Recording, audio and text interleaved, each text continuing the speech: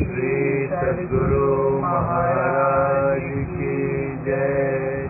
श्री सद्गुरु महाराज की जय।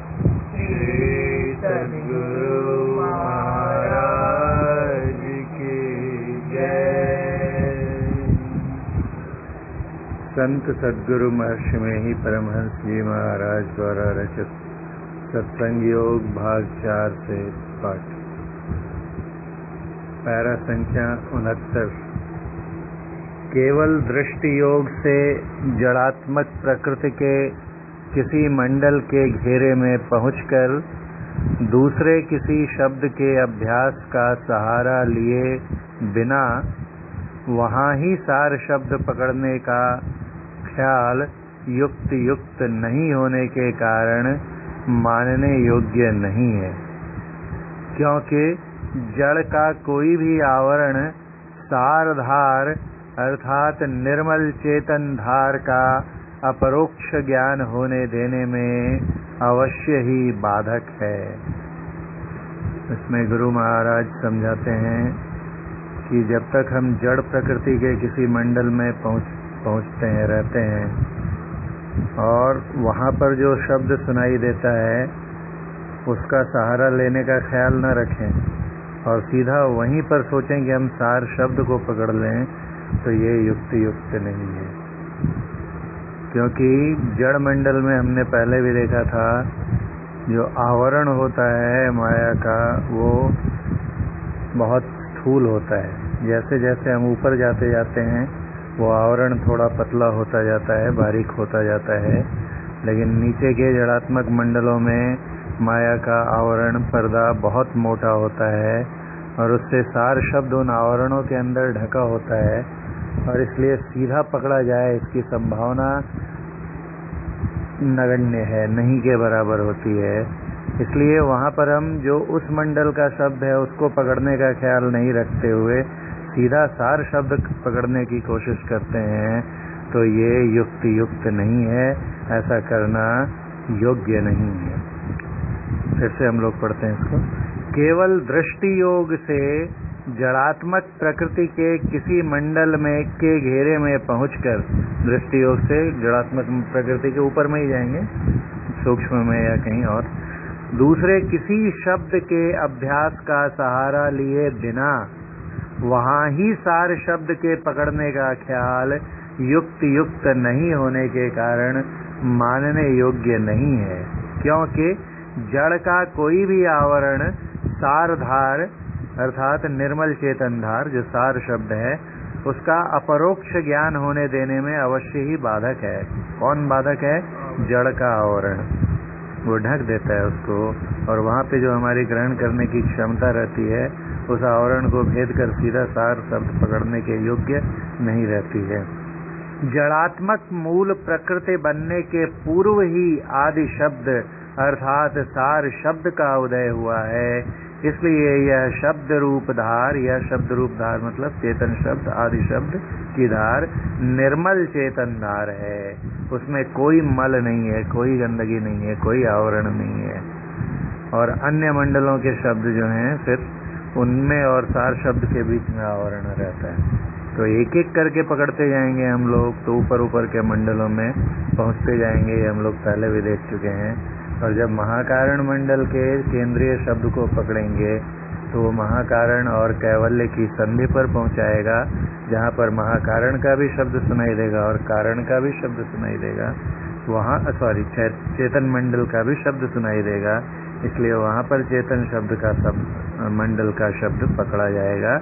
ये सर्वथा युक्त है। पैरा 70। विविध सुंदर दृश्यों से सजे हुए मंडप में मीठे सुरीले स्वर के गानों और बाजाओं को संलग्न होकर सुनते रहने पर भी मंडप के दृश्यों का गौण रूप में भी देखना होता ही है। उसी प्रकार जड़ात्मक दृश्य मंडल के अंदर शब्द ध्यान में रत होते हुए भी वहाँ के दृश्य अवश्य देखे जाएंगे। जैसे कहीं हम लोग शो में गए हुए हैं, गाने का शो हो रहा है, म्यूजिकल शो है, और वहाँ पर बैठकर, और बहुत बढ़िया गायक है, ऑर्केस्ट्रा है, और हम उस जो गाना गा रहा है गायक, उसको ध्यान से सुनते हैं। बहुत आनंद आता है उसको सुनने में, लेकिन उसको सुनते समय उस गायक को देखते हैं कि नहीं? स्टेज को भी देखते हैं, ऑर्केस्ट्रा के जो म्यूजिकल इंस्ट्रूमेंट्स हैं उनको भी देखते हैं।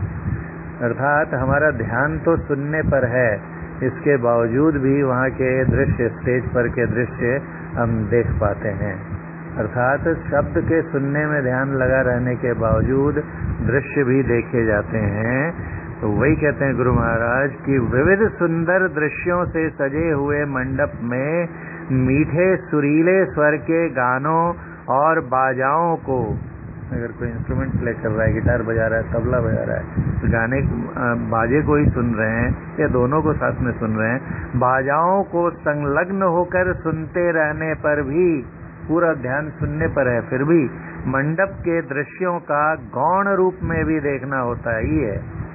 उसको देखने पर हमारा ध्यान नहीं है, फिर भी दिख जाता है। उसी प्रकार जड़ात्मक दृश्य मंडल के अंदर सूक्ष्म मंडल में पहुंच गए, बिंदु पर पहुंच गए, और अब वहाँ पे शब्द सुनाई दे रहा है, शब्द में ध्यान लगाएंगे, और अंदर सूक्ष्म लोक में भी चले गए तो शब्द में ध्यान लगा रहेगा, इसके बावजूद भी गौण रूप से सूक्ष्म मंडल के दृश्य देखे ही जाएंगे। उसी प्रकार जड़ात्मक दृश्य मंडल के अंदर शब्द ध्यान में रत होते हुए भी वहाँ के दृश्य अवश्य देखे जाएंगे। इसीलिए कहा गया है कि ध्वनेर अंतर्गतम ज्योतिः, ध्वनि के अंतर्गत ही ज्योति है।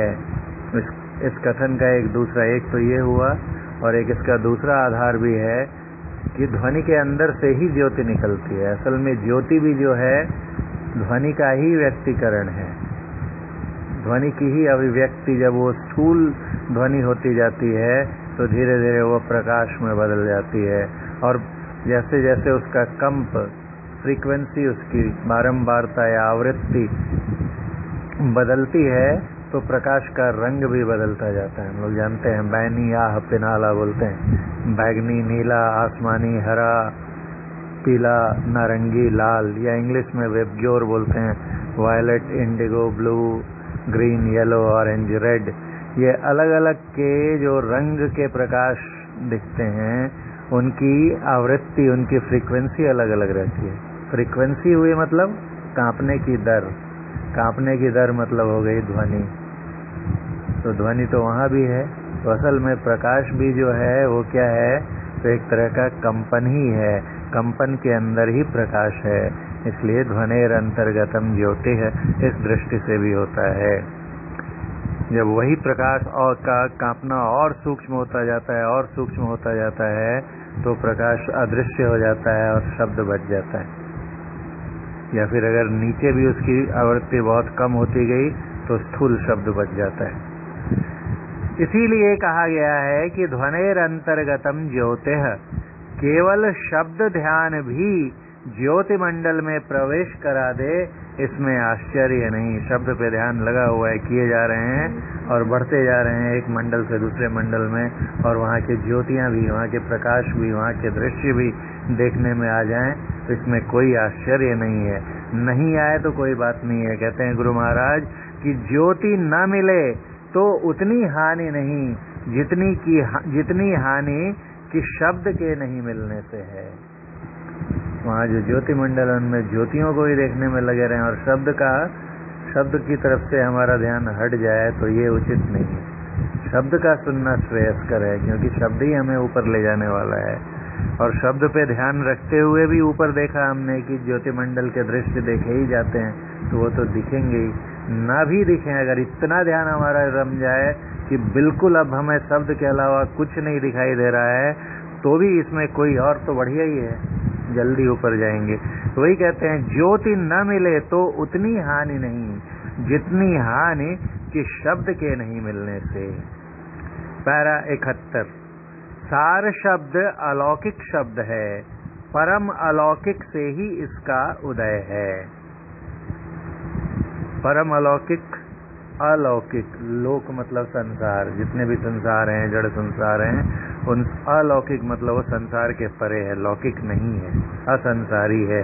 उसमें भी परम अलौकिक कौन हुए? तो परमात्मा है। और सार शब्द का उदय किनसे है? परम अलौकिक से ही इसका उदय है। परम अलौकिक से, क्योंकि ये सार शब्द सीधा निकलता है, इसलिए इसमें भी अलौकिकता का गुण रहता है। क्योंकि हम लोग पहले भी पढ़ चुके हैं कि शब्द में कई गुण रहते हैं। एक तो जिस स्रोत से उसका जो उद्गम रहता है, उसका उद्गम का गुण वो अपने में लिए रहता है और उससे सुनने वाले को भी गुणान्वित कराता है। तो सार शब्द इसलिए कहते हैं अलौकिक शब्द है, क्योंकि जहाँ से आया वो सारे लोगों के परे है।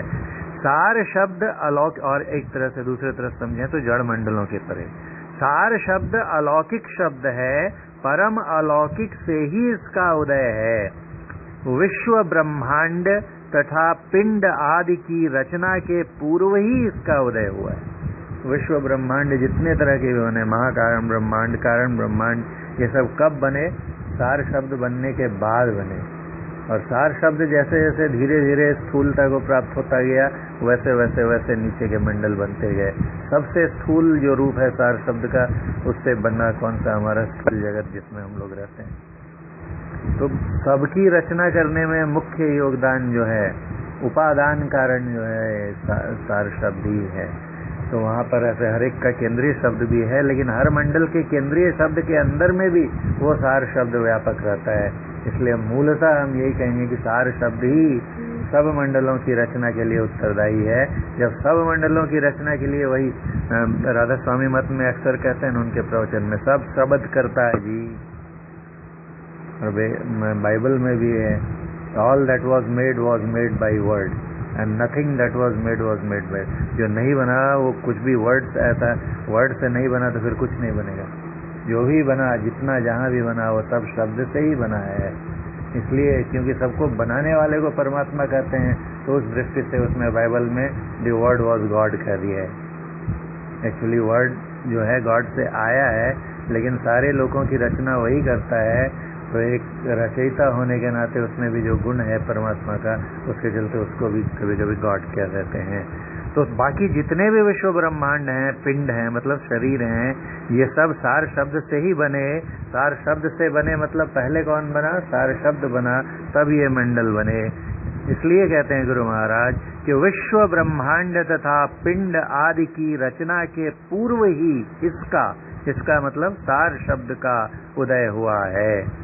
इसलिए वर्णात्मक शब्द जो पिंड के बिना हो नहीं सकता, अर्थात मनुष्य पिंड ही जिसके बनने का कारण है, वह यूं भी कहा जा सकता है कि लौकिक वस्तु ही जिसके बनने का कारण है, उसमें सार शब्द की नकल हो सके कदापि संभव नहीं है।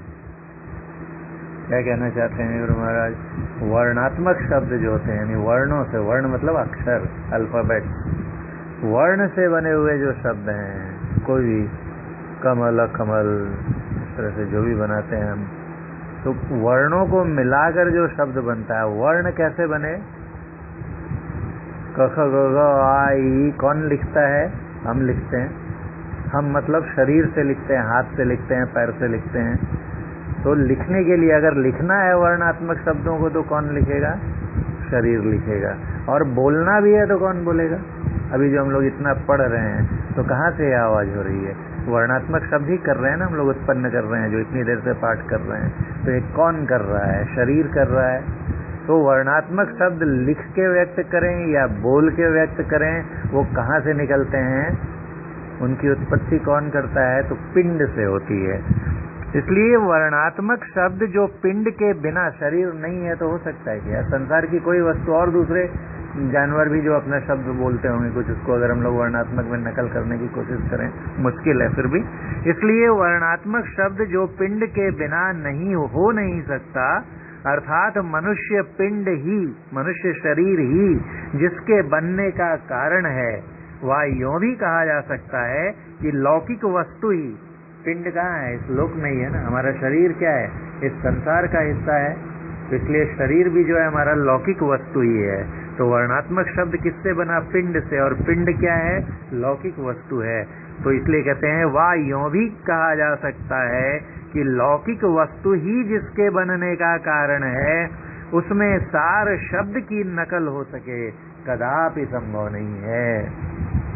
अर्थात कहना क्या चाहते हैं गुरु महाराज कि जो सार शब्द है, जो ध्वनि हो रही है, जो कंप के चलते, आदि कंप के चलते जो ध्वनि बनती है, उस ध्वनि को हम वर्णात्मक अक्षर से लिख के और उसको पढ़ के बोल के चाहें कि हम सार शब्द का कॉपी कर देंगे तो ये असंभव है। ऐसे कहते हैं ना, ओम ही सार शब्द का प्रतीक है। ओम लिखते हैं, ओम तो लिखे ओम, वो सार शब्द हुआ क्या? और बोले भी हम कितना ओम ओम, तो ऐसा वो सार शब्द नहीं होता है। जितने भी अच्छे से ओम बोलने या कोई भी और प्रतीक बना लें जो कि अक्षरों से बना है, और उसको कितने भी अच्छे से बोलें, उससे जो ध्वनि निकलेगी वर्णात्मक शब्दों के उच्चारण से, वो सार शब्द नहीं हो सकता। सार शब्द की जो ध्वनि होती है बिल्कुल अलग ही होती है, क्योंकि वो पिंड से नहीं है, अलौकिक है। अभी पढ़ा हमने, सार शब्द अलौकिक शब्द है, इसलिए ऐसा कोई भी वर्णों का कॉम्बिनेशन से हम सार शब्द की कॉपी, नकल नहीं बना सकते। उसमें सार शब्द की नकल हो सके कदापि संभव नहीं है। सार शब्द को जिन वर्णात्मक शब्दों के द्वारा जनाया जाता है, जैसे ओम लिख दिए या प्रणव प्रणव लिख दिए, उद्गीत लिख दिए, वो कुछ भी लिख दिए, जिन सब वर्णात्मक शब्दों के द्वारा जनाया जाता है, उन शब्दों को बोलने से, ओम बोलने से जैसी जैसी आवाजें सुनने में आती हैं, कुछ भी जो भी बोलो उससे जो आवाज बनती है, जैसी जैसी आवाजें सुनने में आती हैं, सार शब्द उनमें से किसी की भी तरह सुनने में लगे, यह भी कदापि संभव नहीं है। एकदम स्पष्ट है ना? समय कितना हुआ? 17 मिनट। इसके आगे इसमें और है, वो खत्म नहीं होगा, इसलिए पारा 71 का शेष भाग हम लोग कल पढ़ेंगे। बोलिए प्रेम से श्री सद्गुरु महाराज की जय।